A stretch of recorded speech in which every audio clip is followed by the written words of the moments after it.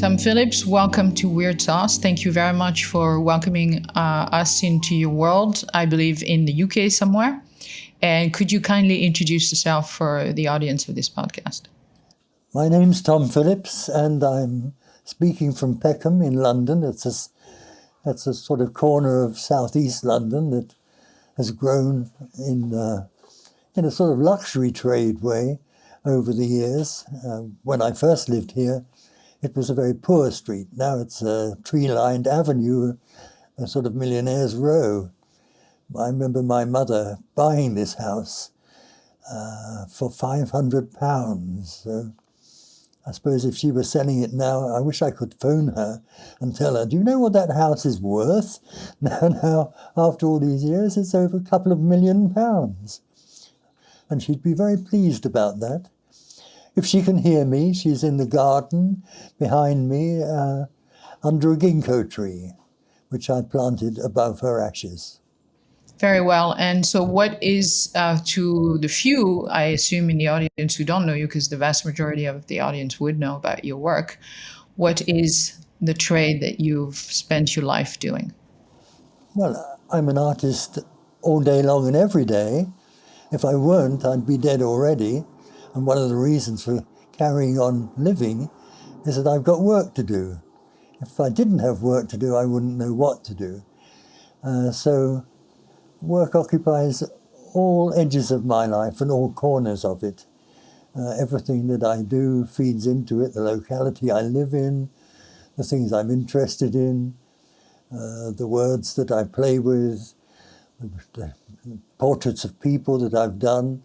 It's a lot of things, and I'm actually surprised myself when I see things from a long ago, and I can't remember how I did them, and well, there are things I wouldn't be able to do now. So it's quite complicated when you see things of your own that you couldn't do at the present. And I suppose that I'm also doing things now that long, long ago I couldn't have envisaged. So it works both ways. So what do you mean by you couldn't have envisaged, such as? Well, if you'd talk to me at the age of 30 and say, would you like to be doing this big painting that's full of letters and words and so forth, I wouldn't know what you were talking about. But that's due to what? So what brought you to the sequence in terms of both what you were interested in art and art itself? Did you find art or art founded you? I have a few small abilities. One, that I've got quite a good hand at drawing and copying and looking at the world and representing it. The other, that I'm very interested in words, and of course my education was first at Oxford University, doing a degree in English. I took English. I wanted to be at university because it's such fun, but I actually wanted to act in plays and things like that you can do. But I did English literature because it's terribly easy to do. You only have to read a book and talk about it. Not really very complicated. Half an hour a day would get you a decent degree in the end. And the rest of the time you can edit some magazine, act in a play, sing in a choir, everything. So, it's these little things that I have that I've brought together. I thought, I'm not a great, formidable talent in a way, but I've got quite a good armory. And if I bring them all together to the front, they can make some good things. And I think I've made a few good things. Looking back, that's why I sometimes get amazed at something I've done and couldn't do again. Well, that's not bad, is it? I remember reading a Guardian interview that you gave a few years back, and the title of the interview was, if I'm not wrong, Two Skulls, 50,000 Postcards, and a book that took 50 years to complete. I think it was a Guardian interview in 2017, and I did like the title.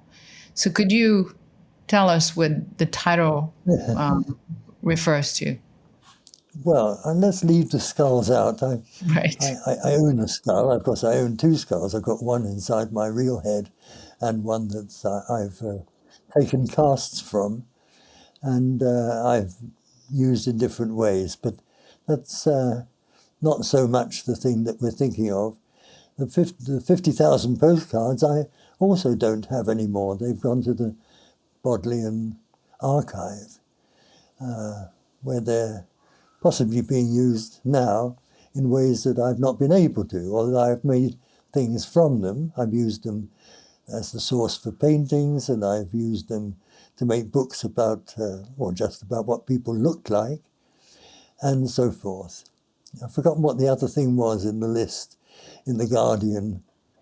It was in a book that took 50 years to complete. Well, that's a lie.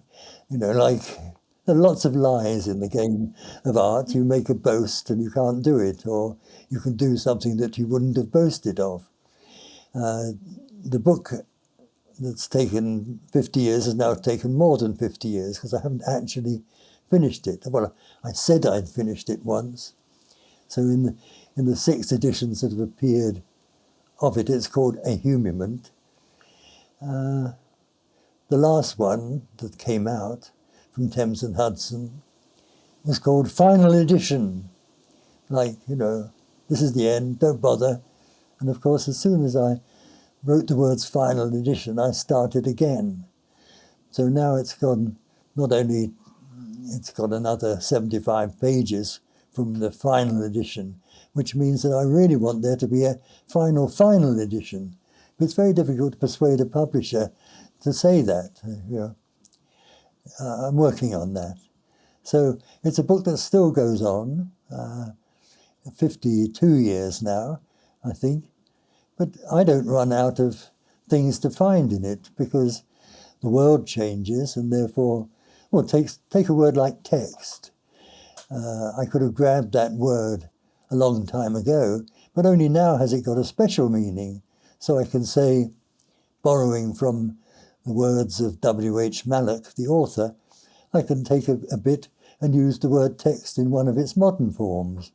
So it's always catching up with me. Even the word virus, which I found the other day, suddenly has a more potent meaning than it did when I first looked at the book. Of course, a virus is what we're surrounded with every day here. And in fact, in 2 hours' time, I'm going for my 3rd and booster vaccination, which I'm very keen to get as soon as I possibly can. Very interesting. So I was gonna make a quick transition before we talk about your relationship with semantic and word. I was just gonna take a window into the past 20 months because we're based in Singapore. So that experience of a quote pandemic going through the world has been very specific to each country that we've been in, and sometimes which activity we do. So as an artist, and I presume you were based in England while this happened. Yes. How has this what happened to you for 20 months? Has this changed Of course, some of the it's things that changed the pattern of life and seeing people and doing lots of things and sitting down in concert halls and things, which I've done a lot of in my life. But basically, Lucky is the artist because his work is at home. And so I've been getting on with things. That's why there is, for one reason, a final edition, because time didn't stop. So why should I? were you did it make you anxious at any point what was going on in the rest of the world, and the fact that sadly very quickly arts and musician and artist were deemed as non-essential. Art was kind of shut down very quickly and for quite a long period of time. How did you feel about all? I think the opposite is true. It was deemed as more essential. People realized that, oh, I can't go to a concert. And all sorts of people developed their own ways of making concerts, via this technology we're using now and so forth. And people, they couldn't go to galleries so easily, but at least they could look at books about it. And I think art came to be a resource for lots of people to help them through, especially music, of course, the most beloved of all the arts and the most necessary, I think, for everybody. If you don't have some music in your head, who are you? I mean, what are you doing? Well, I absolutely agree with you, but I think I was talking more from a standpoint of authorities, who deemed, that those things needed to be shut. They need to be staying shut. And I think there is a general sense of deprivation of the senses during these long months, both visually, auditory, and also Oh, sensory, true. because we couldn't be outside, we couldn't eat out, we couldn't be together. And that impoverishment was felt differently, I think, if you were in healthcare, for Oh, example. I grant that. I'm just speaking personally and to say that all these things, even Boris Johnson at his worst can't stop us listening to music. Absolutely, absolutely. And did it change the inspiration? Did it somehow become much more part of what you were doing in terms of creation, or are you able to segment what was going on in the rest of the world from what you wanted to create or you were creating? You can't always tell what's informing you and what's helping you and what's hindering you. I didn't get much hindering, which can't be said for most people, which I think is one of the reasons I think the artist is the luckiest person around, because he or she can get on with their work. So I don't notice that much difference. Although I'm not a very social person, I have a few friends, very few, and like to do things that are corporate sometimes. Like I do a life drawing class, you would call it still, because I enjoy life drawing. It seems to be still the kind of starting point for an artist's life. So I keep the starting point going, hoping that the rest will go on with it too. So I do little life drawings. I join a life drawing. I do mine rather furtively in a little book, and other people do theirs on huge easels. But nonetheless, I'm there with some people grappling with the old problem of representing human beings to human beings. That's a key sense of connectedness and relatedness that a lot of us have lost through being isolated. And so I was wondering, what do you think, in terms of the role of the arts for people's cognitive well-being and physical well-being, in all of your experience of producing that experience for people? How do you think it resonates to the world that we need this so badly? All these emotion created by someone else's mind, someone else's vision of the world. How do you think this connects to our well-being cognitively and physically, having seen now what it's like to have less of it or less free access to it? Well, I'm not quite sure I can even answer that. It doesn't resonate with me in that way because we still have our activities engaged with the whole activity of the world. And the world's a pretty painful place to look at, virus aside. It's ghastly, isn't it? I mean, I, I terribly wonder why there's no hope and why people don't sort of figure it out, that they don't have to kill each other all the time. So things like that, which worry me anyway, virus or no virus, are still there, important, and I can do nothing about them. I have no political wing, so to speak. So, in terms of back to the semantic aspect of the importance of words, I remember we talked a little bit pre-recording about your work painting Beckett and using a lot of Beckett, not a lot, but using Beckett's quotation, and one of which I love, which is "No matter, try again, fail better." What was your connection there to not just Beckett but semantic? What does it do for your creative contribution, the semantic part of the English language? I assume you essentially use English language as opposed to other languages. Well, I do have other languages. I'm fairly proficient in French and German. Give me a couple of weeks and I can get round to speaking that again. And of course, that all feeds my general interest in words. I just love them, that's all.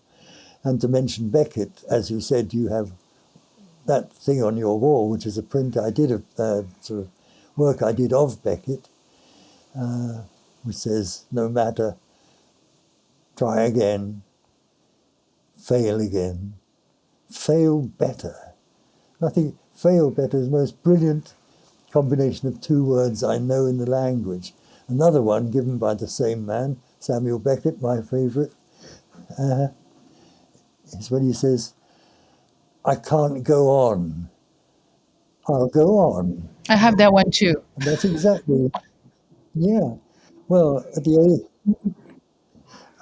I'm in my 85th year, and so that becomes more important every day. You creak up in the morning as an old man, and you think, well, I can't go on. And later in the day, you think, oh, I'll go on. These are beautiful things. I love those words of Beckett, and I had the great privilege of being with him for 2 or 3 weeks when he was over here rehearsing, waiting for Godot. And of course, he's the loveliest man to speak to, and with the loveliest voice and the charm of manner. I know, of course, he's a difficult and spiky man there in the middle, but just for someone sort of who has no reason to be admired by him, and is full of admiration of him, he's able to deal with that very brilliantly. In fact, he was very kind to me and looked at some of my translation of Dante and said that it wasn't all that bad, which was pretty good from him. And in terms of keeping going, so I think that's something that obviously with age things get more challenging, but I think a lot of people, regardless of age, often find the wall where keep going is a reality that they're faced with. So what would you say that for you in your life, in the various section of your life, has been, when you came across a wall, has been the thing that has allowed you to get over the wall and to continue and to enjoy, not just to endure, but to enjoy? Well, it's funny you mention wall, because one of the best paintings I did ever was about the Berlin Wall, which was very important in the context of the years that I've lived. Going up and coming down, I was sort of there when it went up and not quite there when it went down, but I actually I slept against it once, so it was a real thing for me. So I did this painting called Berlin Wall, which is a picture of bits of the wall along the bottom, and over it bits of sky, but the sky was German sky. So German sky was available to all Germans, and the Berlin Wall was dividing the Germans, and it seemed to be, a very good emblem. So out of those things, that's how it happens in my life. I come across something, then it seems emblematic of all things. Like I do a journey around this area, Peckham, every year, and I picture the same 20 places at the same time of day every year in the same season.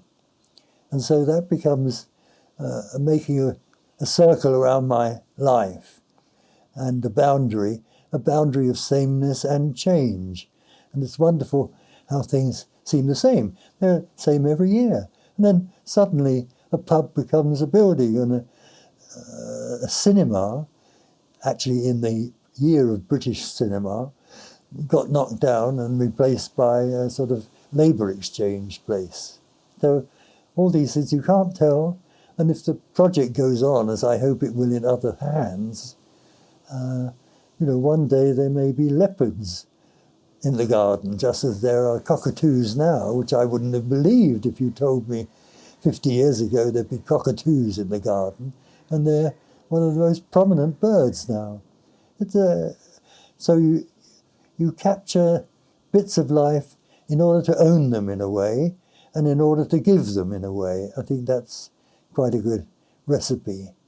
And in your career, going from a young artist to somebody that was getting more and more recognized and received more accolades, is there any point in time where you did have anxiety about, was being famous something you wanted to do, or was doing a certain thing something that you wanted to do, and just being famous just came as a side effect, so to speak? So were you anxious to be known? Wait a minute, as they say. I don't think I am famous. I'm reasonably well known to a small group of people. That's not being famous. Well, within a circle, you're very famous, and that circle is not small. So let's be fair. Yes, I wanted my work to be seen by people, and of course it couldn't be seen by people unless it was known about. So you could find it, or anybody else could find it. I wanted that very much. Of course, I wanted to be a bit well known, so I wasn't nobody. Everybody wants a bit of that, and they can get it in various ways. I can't get it in table tennis, dedicated I am to the game. I can't be this and I can't be that. But what I am, I try and do as best I can, so that I am famous. No, I won't accept that word. Right. So I'll take it back, but well known. And in terms of the various form of art that you produce, whether it was writing, whether it was play on words, whether it was, the portrait, which section, if there is one, of your life did you find the most challenging to be involved with? Music. Music. Well, I love music, of course, more than anything else, I think. It's always in my head and in my aspirations too. I have composed some music. I think I must be the best known, most minor composer in the country. You couldn't be more of a minor composer. And I play a bit on the piano. In fact, well, I listen better than I play is the best recipe I can give. And I used to be a singer. You wouldn't guess from my present voice. But I was very active as a singer and had the wonderful experience of singing in great choirs in the Albert Hall and the Lucerne Festival Hall and this and that, under Klemperer and Sir Thomas Beecham and Herbert von Karajan, all these people. That's how the small talent, and I do believe, because it's been important to be the growth of a small talent is important, and you get it into where it is a necessary part of a large endeavour in the world. And that seems to be marvellous. There I am, singing in Beethoven's Ninth Symphony, under Paul Hindemith even, and Otto Klemperer, all those people. There I am, part of this huge enterprise about this wonderful thing. And I'm only contributing a little, but what I'm contributing is essential. That seems a good thing to be. And when you had a relationship with all the people that you were doing portrait of, I'm very curious because it's such an intimate relationship between a painter and somebody who's being painted, in addition to their respective character. What was it like if we were just a little invisible presence there between you, the painter, and the person Gosh, it that you differs so much. painted? It differs so much person to person. Sometimes there's an incredible relationship that grows up as if you've been friends, intimate friends, for a very long time, whereas you've just met this person virtually, but you're somehow able to be one with them and to make, I'm trying to put it into words and find it rather difficult, that they are being your work as you're being their subject in both sense, in the sense of subject of a king and the subject, the matter in hand. It can be a wonderful experience. It can be awfully painful. That's why I resigned from painting portraits quite a long time ago. I'd painted about 100 of them, seemed enough. And the offers I was getting were, they were quite good financially, but the idea of painting yet another captain of industry or oligarch rather than somebody like Iris Murdoch or Samuel Beckett or Salman Rushdie and other people that I've put, scientists and wonderful people, having had that privilege to step down into the sort of basement of human life was not appealing to me, and I couldn't sustain it. I had one rough expedition in portraiture. It was so awful. I dreaded the sittings. I did my job. Of course, you've got to do your job. But I hated every minute, and I thought, that's it. No more of that. And do you, in retrospect, can you attribute as to why the experience was so awful, or is it just something that you felt intrinsically was awful? Well, I say, why? Well, I was sinking my vanity in somebody else's, I suppose, which is a strange thing. Of course, I liked the final edition of the book.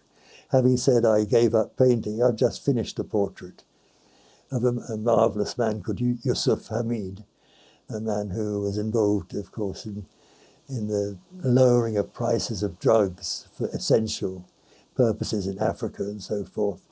No, he was a lovely man, and you know,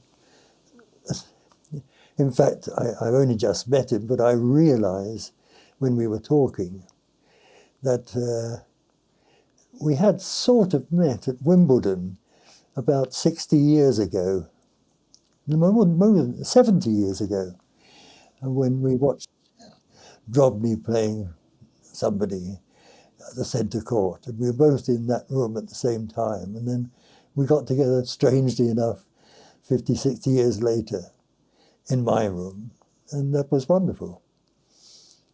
I think I did a reasonable job. I can still do a reasonable job, but I'm not seeking any sort of outside things anymore. I don't have to earn a living that way. Sure. And so two things that really I'm very curious about is your relationship with African art. And then the second thing that I'm very curious about is your relationship with science as a subject, because these are two things that I have lots of interest in. And tell us a little bit about both of these things and what was their role in your life. Well, African art's a funny thing because I went to, it started, I mean, I've always been interested in all sorts of art and looking in books and so forth. But a long time ago, somebody invited me to show in South Africa in the years of apartheid. And I said, okay, why not, as long as anybody can come to the show. I mean, black, white, whatever. And they said that, they put that guarantee. And so I went a little tour with the guy in South Africa, all over the place. Wonderful, seeing wonderful places and looking at wonderful people. And gradually I built up a little exhibition of my reactions to South Africa, including my reactions to apartheid. But all the time, of course, I was looking to see things in their location that I'd never seen in their location before. You know, the art of Africa, seen in Africa, sort of gives it a new energy. And so I got interested in that. But the irony of the show was it was all about, virtually they were all about apartheid. In fact, I made myself quite unpopular at one time because I made a rubber stamp which says Slechts vir almal, which is the Afrikaans for reserved for everybody, because I kept on seeing these things reserved for whites, reserved for blacks on buses and seats on the beach. So I stamped every banknote that came through my hands with this thing saying Slechts vir almal. And somebody did tell me I wouldn't be very popular if I stayed in the country, in rather gentle words, in fact, but you know, rather persuasive. So I've never been back, actually. And African art, I saw pieces around, and I don't know, because they were made of the wood that I was seeing, there's all sorts of things about it. And it was my attitude to the superiority of the African artist, which is always called tribal art, which they don't like, to the almost all the white artists who were filling the galleries, the National Gallery of this, and the local gallery of that, and the state gallery of this. And so there are a lot of wars in my head. And I started collecting a few. It wasn't an expensive hobby then. Even earplugs and strange things like that, which are very beautiful things actually. Bit by bit I got to know a bit more, and then a bit more about other bits of Africa. And there came a point where I did know quite a lot, and we were planning a big exhibition of African art at the Royal Academy, of which I was chairman of the exhibitions at the time, so had a bit of influence. And eventually we looked at people to do the curating, and I thought I could do this. And so I curated the whole show, which is an enormous show. It's again one of the things I look at the catalogue and don't know how I did it, where I found the time. But it was so exciting to do, and so exciting to see these things. And I made a rule that I wouldn't put anything in the show that I hadn't touched or seen directly, person to person. That was very important to me. Even old Egyptian things and rock art too. So it was a continuum, and I wanted to make something to say that Africa was a whole continent and produced an art that was vibrant at all times, for thousands of years, tens of thousands, hundreds of thousands of years perhaps. So it was that excitement, as well as the love of the things and their expressive nature, which are of an expressive strength that I can't produce in my own work. I'm not that kind of artist. Does that answer some of your question? It's not very clear what I mean. Yes. No, it is actually very clear. And in your relationship with science, physics and mathematics and pure science, what is it for an artist to have a very strong influence and relationship with science? Tell us more about that. Well, again, I have no capability in that direction whatsoever. I was good at science at school. That didn't mean very much at a secondary school, but never really understood the depth of things and the depth of mathematics. I got to know later, mainly through the business of portraiture, painting Nobel Prize winners and things like that, and getting their secrets, or having a little. It's very strange. I was painting John Sulston, who was one of the pioneers of replicating the DNA of beasts and animals and stuff. And he let me, I said, I don't know what to put in the back of this picture because I don't know anything about what you do, except that we've talked about it and you've explained it to me and I sort of understand. And he gave me this little notebook, hundreds of notebooks, which are all drawings of the nematode worm. They're not very exciting beast. And with making his notes as how he would build a picture of the structure of that animal, the DNA structure. And just under one of them, he was noting something, and it obviously missed his, and he wrote, "Failed again." Just like that. There's this scientist saying exactly those words that I had from Beckett. And they linked the whole thing. That was a sort of magic moment. That's what can happen when you're painting the portrait of somebody who is physically not amazing, but intellectually exciting. And, you feel that their love of what they do is the love that we all strain for in what we do. If that's a silly way of putting it, I don't mind. It's a very poetical way to put it. Not silly at all. No, I went because again of portraiture, it's so weird this way of connections and interconnections. As you guessed from my work, I'm very interested in making connections. That I painted a man called Peter Goddard, who's a very distinguished mathematician, a pioneer of what's called string theory. And then he invited me, as a result of my enthusiasm rather than expert understanding for science to be a sort of resident for a bit at the Institute for Advanced Study at Princeton, which was good enough for Einstein, must be good enough for me, I thought. And it was a wonderful experience, that, talking to physicists and mathematicians, which I enjoyed enormously. So, and as a result, I went to see the installation at CERN, the Large Hadron Collider, which was spectacular. They are the greatest pieces of sculpture ever made by man, or women, I suppose we have to include now, because they were very important at that place, as I learned. Strangely enough, that cause for women that I support in only the vaguest and most ineffectual way,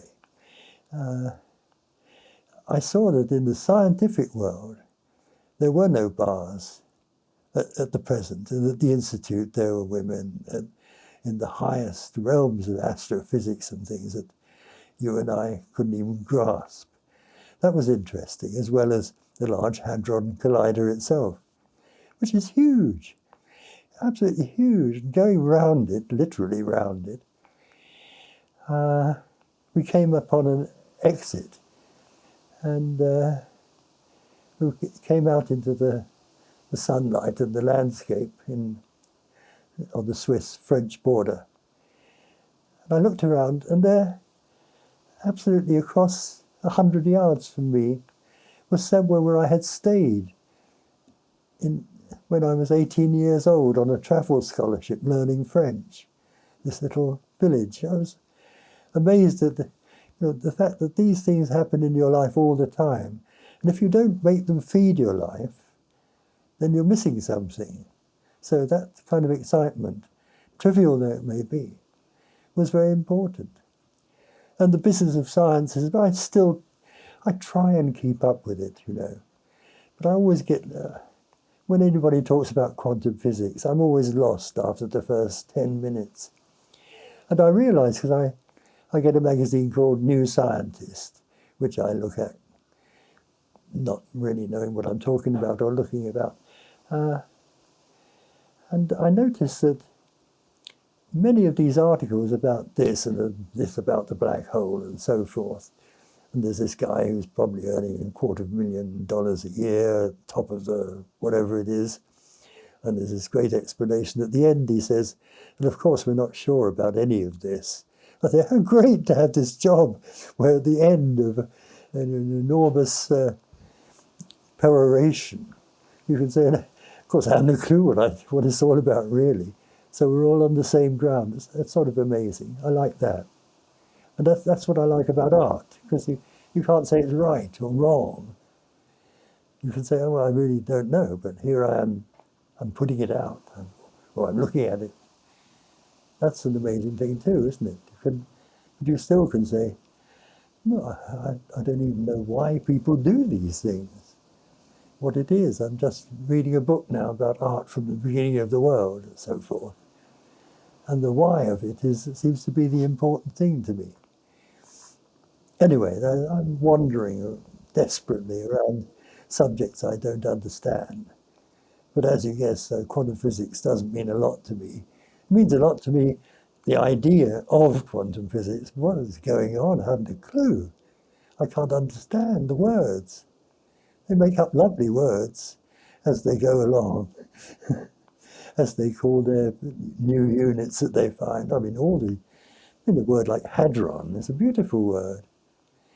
But I never heard that word until 5 years ago. And so tell us, what are you doing today? What are the form of arts that you involve in today and for the past few months? Well, today I'm talking to you. I've got up, I've read a few pages of this book I've just mentioned. I'm getting ready to go and have my injection. I'll have a doze after lunch, I hope, with Lucy here. And then I might try and do a bit of an introduction of this book, which is a sort of swan song book, which is an omnium gatherum of lots of things I've been working on in various small books, and I'm trying to make a single book of it. And then I'm playing ping pong You're playing ping pong. Excellent. later on, yeah. And do you have a partner to play ping pong with? It's very difficult to play ping pong solo. I'm sure I was thinking a robot, maybe. some scientists will develop a way of doing it, but no, a lady up the road, a neighbor I play ping pong with regularly. Wonderful, wonderful. So, Tom Phillips, to conclude this conversation that took us to various places, very interesting places of your personal window into your mind, share with our audience, if you will, do you have a weird sauce for life, a recipe, an alchemy that you've put together for life, to enjoy life, to go through it interested, to appreciate it, and to get through it? I think I have to borrow from E.M. Forster. Is that all right? E.M. Forster, whom I met, extraordinary enough. There we go. I'm 17 years old, and it's prize day at Henry Thornton Grammar School for Boys. And the person giving the prizes was E.M. Forster, because the school was called Henry Thornton School and was part of his family. Just an ordinary grammar school. And so I got the art prize. Amazing, isn't it? I got the art prize that year and went up to get it. I'd chosen this Hadron book of Leonardo da Vinci. And he didn't say, he said, "Oh, very correct." I thought he said only connect, but he hadn't said that at that time. But it was nice. I shook his hand, and he was looking around. Didn't fancy me, but he gave me the book. But I think only connect is as good a small and encapsulated motto as I carry around me.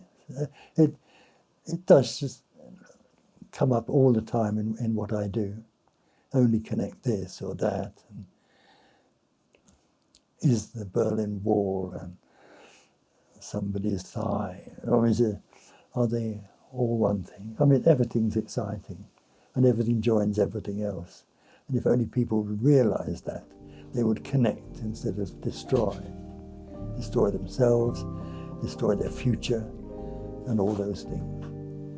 Tom Phillips, thank you very much for your time and for this window that you allowed us to share with you and with the audience. And we wish you a very good ping pong match, an even better shot, and I think that's going to be just fine. And of course, a wonderful day ahead. Thank you again. Same to you, same to you. Very nice to talk to you again. It's a long time since we talked. It is indeed. If this conversation stopped you in your track, share it with your network. You never know whose life you might change for the better. Thank you for listening. Stay curious about our next guest and stay curious about life.